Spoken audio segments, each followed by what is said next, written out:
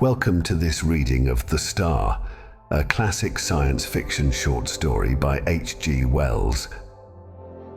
First published in 1897, The Star is a powerful tale that explores the impact of a cosmic event on Earth, showcasing Wells' mastery of speculative fiction.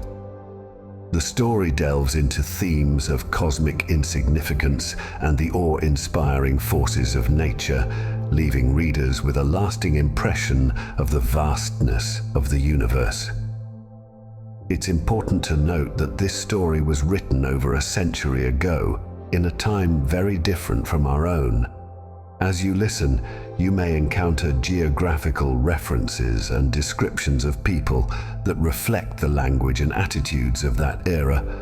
For example, Wells uses terms like Hindustan for regions in South Asia and describes various populations using language that today might be considered outdated or offensive, including terms like Hottentot and Negro.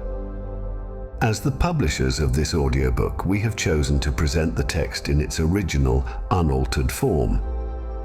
We believe that preserving the language and descriptions as Wells wrote them allows us to better understand the cultural and historical context in which the story was created. At the same time, we acknowledge that some listeners may find certain terms disturbing. We encourage you to approach this story with an awareness of its historical setting and a recognition of how language and societal norms have evolved over time. Thank you for joining us in exploring this fascinating work of early science fiction. We hope that this journey into the world of H.G. Wells will inspire you to reflect not only on the story itself, but also on the ways in which literature can offer insights into the past and how it continues to shape our understanding of the present. And now we present to you The Star by H.G. Wells.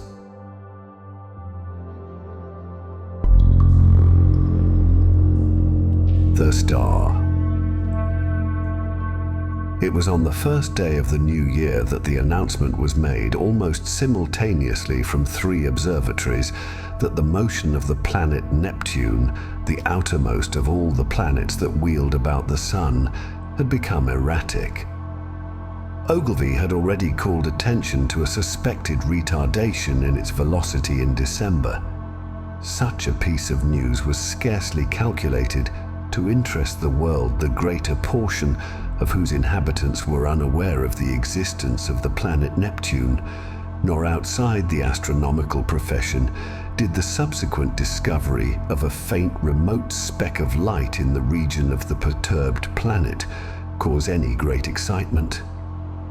Scientific people, however, found the intelligence remarkable enough even before it became known that the new body was rapidly growing larger and brighter, that its motion was quite different from the orderly progress of the planets, and that the deflection of Neptune and its satellite was becoming now of an unprecedented kind.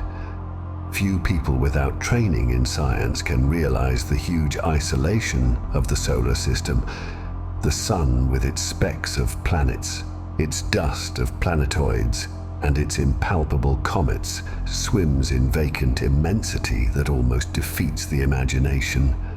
Beyond the orbit of Neptune there is space, vacant so far as human observation has penetrated, without warmth or light or sound, blank emptiness, for 20 billion times a million miles.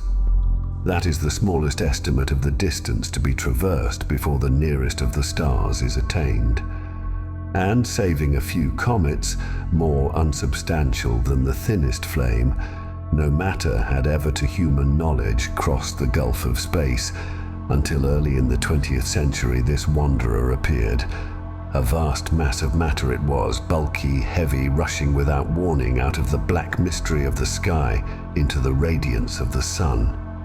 By the second day it was clearly visible to any decent instrument, as a speck with a barely sensible diameter in the constellation Leo near Regulus. In a little while, an opera glass could attain it.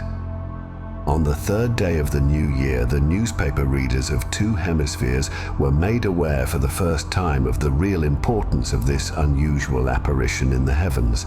A planetary collision, one London paper headed the news, and proclaimed Dushin's opinion that this strange new planet would probably collide with Neptune.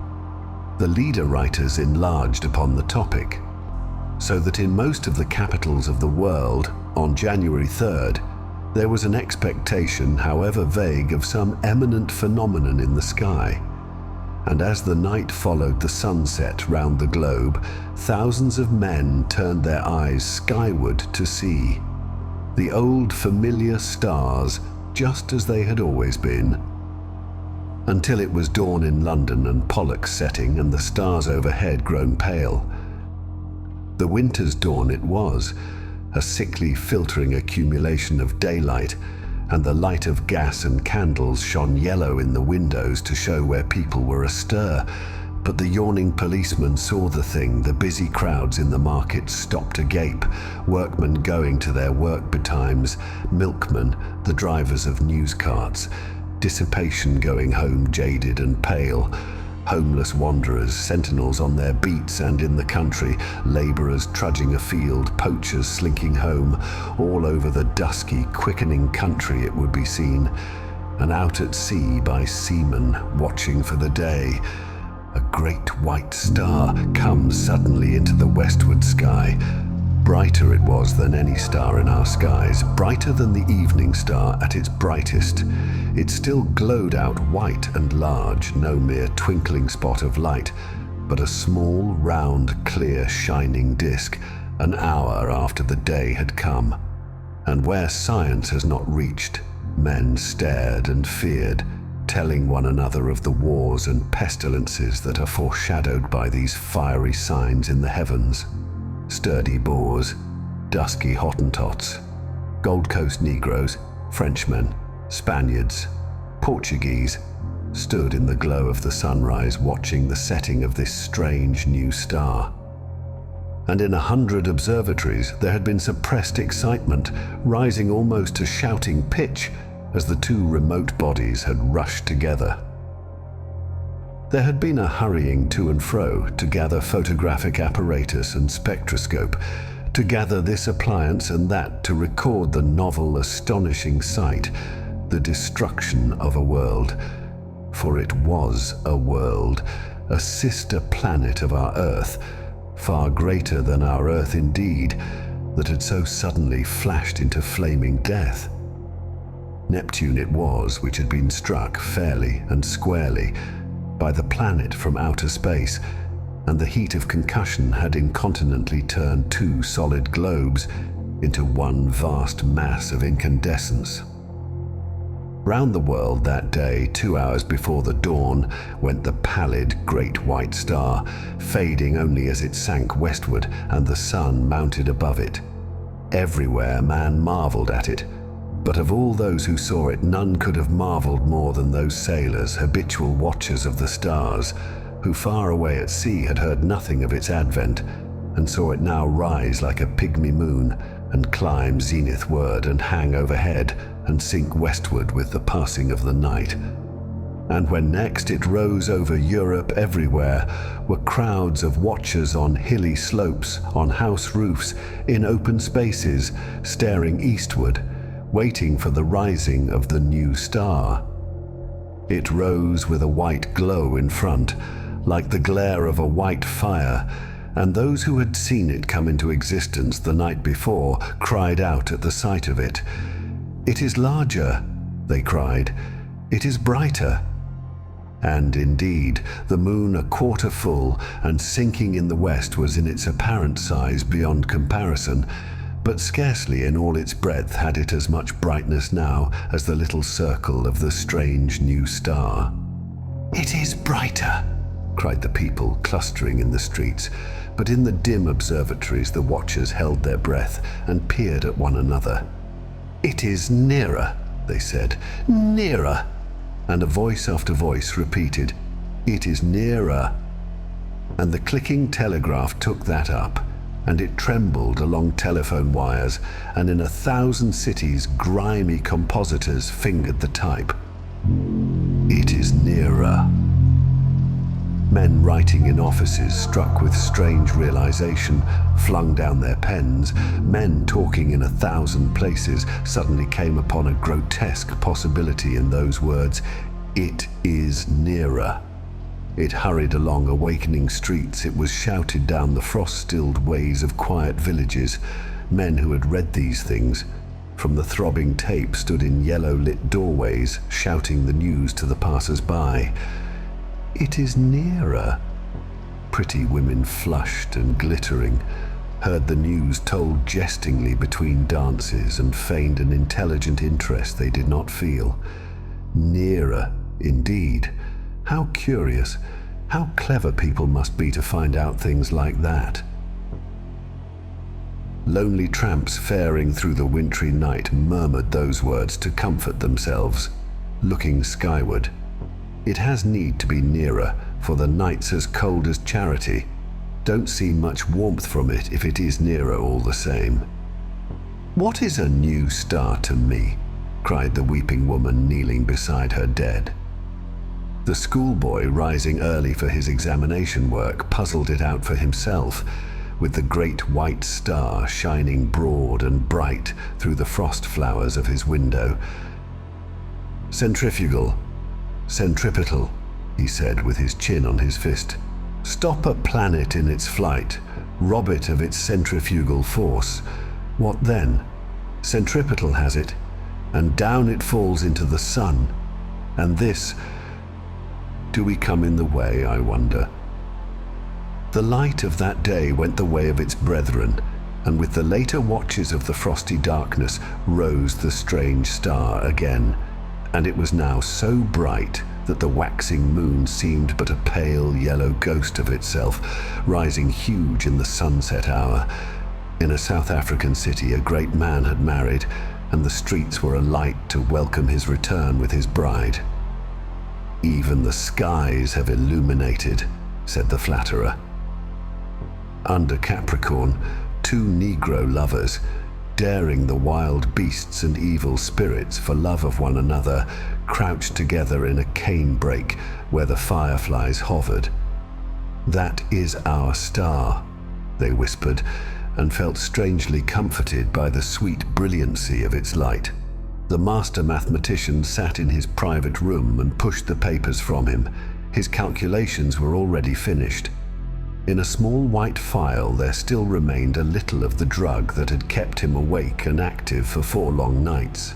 Each day, serene, explicit, patient as ever, he had given his lecture to his students, and then had come back at once to his momentous calculation.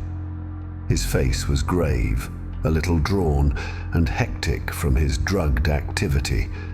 For some time he seemed lost in thought. Then he went to the window, and the blind went up with a click. Halfway up the sky, over the clustering roofs, chimneys and steeples of the city, hung the star. He looked at it as one might look into the eye of a brave enemy. "You may kill me," he said after a silence, "but I can hold you, and all the universe for that matter, in the grip of this little brain. I would not change even now." He looked at the little phial. "There will be no need of sleep again," he said. The next day at noon, punctual to the minute, he entered his lecture theatre, put his hat on the end of the table as his habit was, and carefully selected a large piece of chalk. It was a joke among his students that he could not lecture without that piece of chalk to fumble in his fingers, and once he'd been stricken to impotence by their hiding his supply. He came and looked under his grey eyebrows at the rising tiers of young, fresh faces, and spoke with his accustomed, studied commonness of phrasing. "Circumstances have arisen, circumstances beyond my control," he said and paused, "which will debar me from completing the course I had designed. It would seem, gentlemen, if I may put the thing clearly and briefly, that man has lived in vain." The students glanced at one another. Had they heard aright? Mad. Raised eyebrows and grinning lips there were, but one or two faces remained intent upon his calm, grey-fringed face. "It will be interesting," he was saying, "to devote this morning to an exposition, so far as I can make it clear to you, of the calculations that have led me to this conclusion. Let us assume—" He turned toward the blackboard, meditating a diagram in the way that was usual to him. "What was that about 'lived in vain'?" whispered one student to another. "Listen," said the other, nodding toward the lecturer, and presently they began to understand. That night the star rose later, for its proper eastward motion had carried it some way across Leo toward Virgo, and its brightness was so great that the sky became a luminous blue as it rose, and every star and planet was hidden save only Jupiter near the zenith, Capella, Aldebaran, Sirius, and the pointers of the Bear. It was white and beautiful. In many parts of the world that night a pallid halo encircled it about. It was perceptibly larger. In the clear, refractive sky of the tropics it seemed as if it were nearly a quarter of the size of the moon. The frost was still on the ground in England, but the world was as brightly lit as if it were midsummer moonlight. One could see to read quite ordinary print by that cold, clear light, and in the cities the lamps burnt yellow and wan. And everywhere the world was awake that night, and throughout Christendom a somber murmur hung in the keen air over the countryside, like the buzzing of the bees in the heather, and this murmurous tumult grew to a clangor in the cities. It was the tolling of the bells in a million belfry towers and steeples, summoning the people to sleep no more, to sin no more, but to gather in their churches and pray. And overhead, growing larger and brighter, as the earth rolled on its way and the night passed, rose the dazzling star. And the streets and houses were alight in all the cities, the shipyards glared, and whatever roads led to high country were lit and crowded all night long. And in all the seas about the civilized lands, ships with throbbing engines, and ships with bellying sails crowded with men and living creatures, were standing out to ocean and the north. For already the warning of the master mathematician had been telegraphed over the world and translated into 100 tongues. The new planet and Neptune, locked in a fiery embrace, were whirling headlong, ever faster and faster toward the sun. Already every second this blazing mass flew 100 miles, and every second its terrific velocity increased. As it flew its course, it must pass 100 million of miles wide of the Earth and scarcely affect it. But near its destined path, as yet only slightly perturbed, spun the mighty planet Jupiter and his moons sweeping splendid around the sun. Every moment now the attraction between the fiery star and the greatest of the planets grew stronger, and the result of that attraction, inevitably Jupiter would be deflected from its orbit to a new elliptical path, and the burning star, swung by his attraction wide of its sunward rush, would describe a curved path and perhaps collide with and certainly pass close to our Earth. Earthquakes, volcanic outbreaks, cyclones, sea waves, floods, and a steady rise in temperature to I know not what limit, so prophesied the master mathematician, and overhead, to carry out his words, lonely and cold and livid, blazed the star of the coming doom. To many who stared at it that night until their eyes ached, it seemed that it was visibly approaching. And that night, too, the weather changed, and the frost that had gripped all Central Europe and France and England softened towards a thaw. But you must not imagine, because I have spoken of people praying through the night and people going aboard ships and people fleeing towards mountainous country, that the whole world was already in a terror because of the star. As a matter of fact, use and wont still ruled the world, and save for the talk of idle moments and the splendor of the night, 9 human beings out of 10 were still busy at their common occupations. In all the cities, the shops, save one here and there, opened and closed at their proper hours. The doctor and the undertaker plied their trades, and workers gathered in the factories. Soldiers drilled, scholars studied, lovers sought one another, thieves lurked and fled, politicians planned their schemes. The presses of the newspapers roared through the nights, and many a priest of this church and that would not open his holy building to further what he considered a foolish panic. The newspapers insisted on the lesson of the year 1000, for then, too, people had anticipated the end.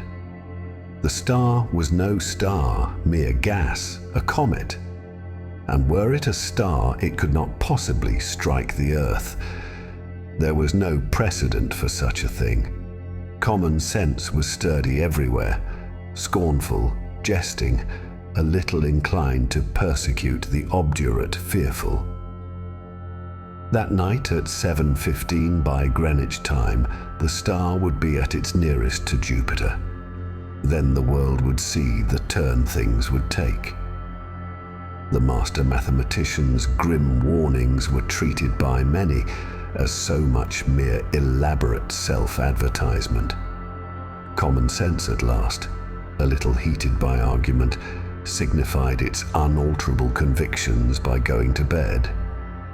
So too, barbarism and savagery, already tired of the novelty, went about their nightly business, and save for a howling dog here and there, the beast world left the star unheeded.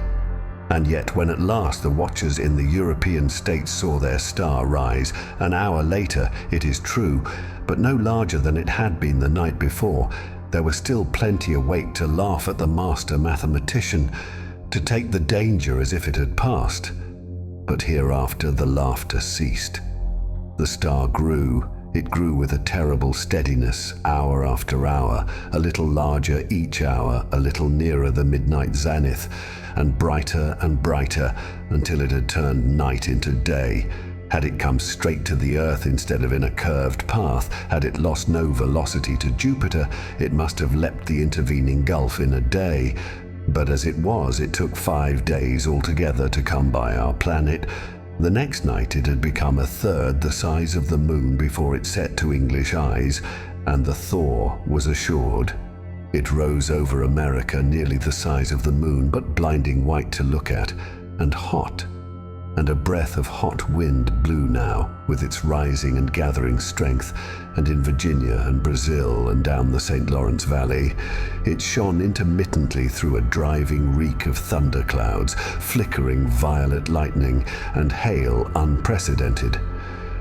In Manitoba were a thaw and devastating floods, and upon the mountains of the earth, the snow and ice began to melt that night, and all the rivers coming out of high country flowed thick and turbid, and soon, in their upper reaches, with swirling trees and the bodies of beasts and men, they rose steadily in the ghostly brilliance, and came trickling over their banks at last, behind the flying population of their valleys.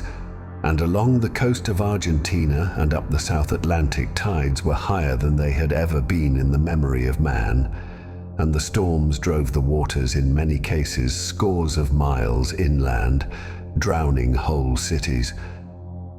And so great grew the heat during the night that the rising of the sun was like the coming of a shadow.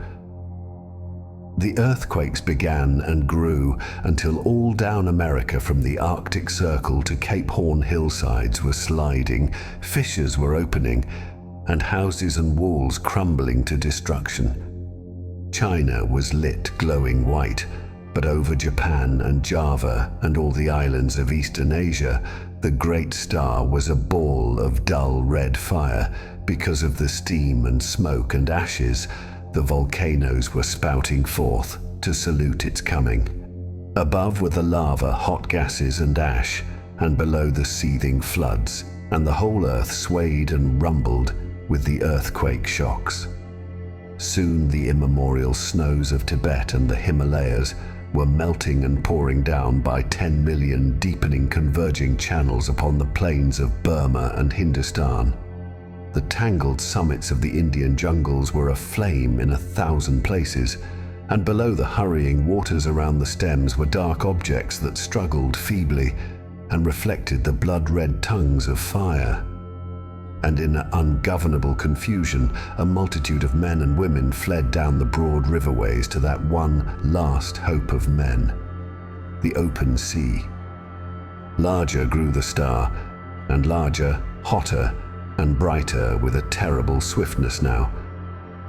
The tropical ocean had lost its phosphorescence, and the whirling steam rose in ghostly wreaths from the black waves that plunged incessantly, speckled with storm-tossed ships. And then came a wonder. It seemed to those who in Europe watched for the rising of the star that the world must have ceased its rotation. In 1,000 open spaces of down and upland, the people who had fled thither from the floods and the falling houses and sliding slopes of hill watched for that rising in vain. Hour followed hour through a terrible suspense, and the star rose not. Once again, men set their eyes upon the old constellations they had counted lost to them forever. In England it was hot and clear overhead, though the ground quivered perpetually. But in the tropics, Sirius and Capella and Aldebaran showed through a veil of steam. And when at last the great star rose near 10 hours late, the sun rose close upon it, and in the center of its white heart was a disk of black. Over Asia, the star had begun to fall behind the movement of the sky, and then suddenly, as it hung over India, its light had been veiled. All the plain of India, from the mouth of the Indus to the mouths of the Ganges, was a shallow waste of shining water that night, out of which rose temples and palaces, mounds and hills, black with people. Every minaret was a clustering mass of people, who fell one by one into the turbid waters as heat and terror overcame them. The whole land seemed a wailing, and suddenly there swept a shadow across that furnace of despair, and a breath of cold wind, and a gathering of clouds out of the cooling air. Men looking up, nearly blinded at the star, and saw that black disk creeping across the light. It was the moon coming between the star and the earth. And even as men cried to God at this respite, out of the east with a strange, inexplicable swiftness sprang the sun, and then star, sun, and moon rushed together across the heavens. So it was that presently, to the European watchers, star and sun rose close upon each other, drove headlong for a space, and then slower, and at last came to rest. Star and sun merged into one glare of flame at the zenith of the sky. The moon no longer eclipsed the star, but was lost to sight in the brilliance of the sky. And though those who were still alive regarded it for the most part with that dull stupidity that hunger, fatigue, heat, and despair engender, there were still men who could perceive the meaning of these signs. Star and earth had been at their nearest, had swung about one another, and the star had passed. Already it was receding, swifter and swifter, in the last stage of its headlong journey downward into the sun.